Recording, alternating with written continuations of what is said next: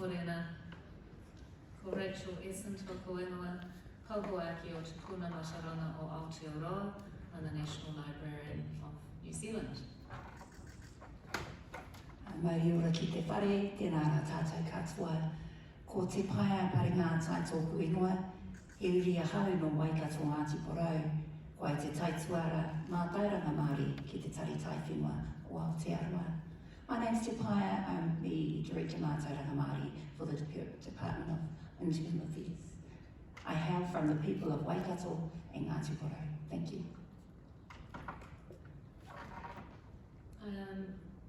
The National Library in New Zealand has around 350 staff.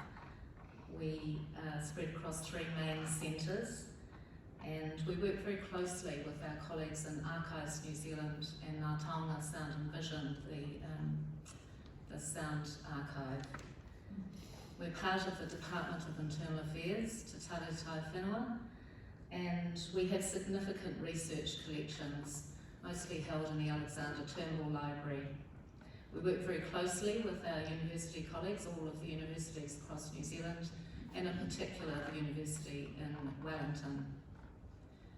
The photo up on the screen was taken in early February. There was an occupation of Parliament grounds in Wellington. People were protesting against COVID vaccine mandates. And this photo was taken from the 2nd floor of the library building. The library building, I just want to say, aligned to what Jayshree was saying, is a brutalist concrete building. We do love it though. But as you can see, all of the roads around the library were blocked, and we were closed to the public for nearly 4 weeks. It was pretty tense at times. And when the protests cleared and we could go back into the building, we found that the sign outside the National Library had been changed. As you can see, it's changed from the National Library of New Zealand to a library for some New Zealanders.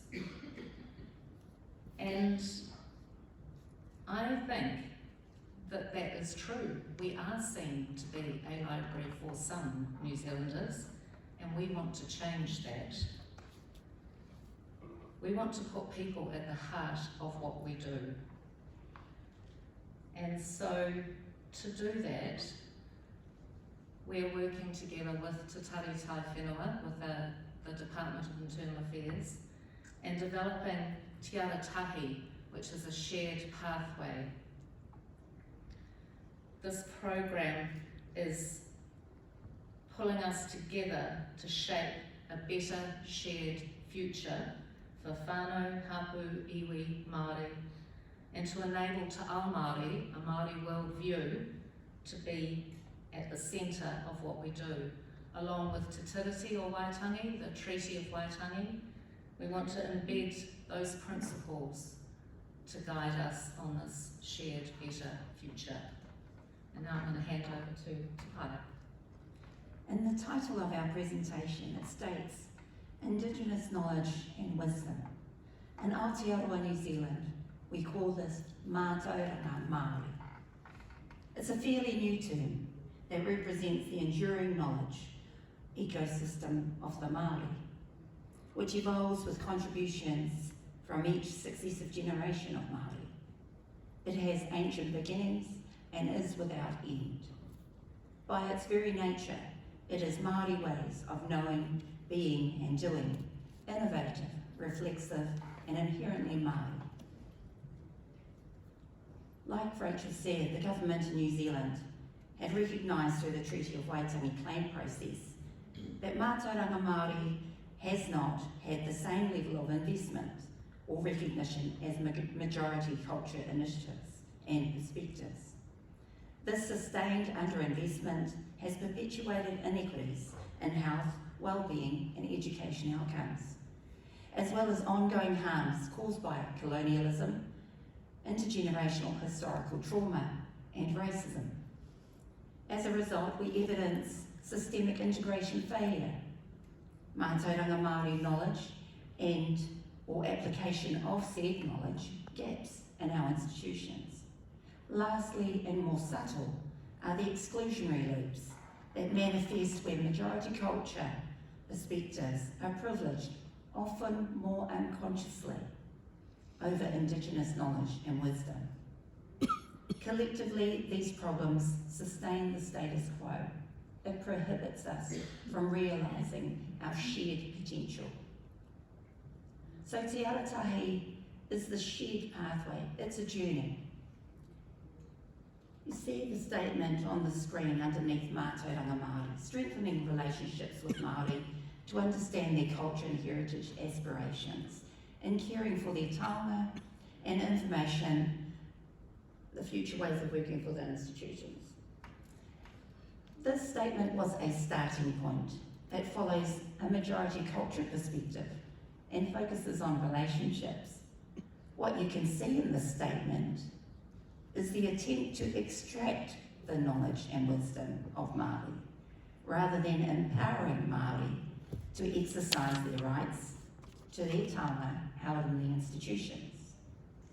I'm so pleased today, like literally today, we have moved beyond just relationships. Relationships are important. Where we are focused now is on delivery. We've been waiting 200 years. I want to close with the wisdom shared by Mary Robinson and said by Nelson Mandela. It always seems impossible until it is done.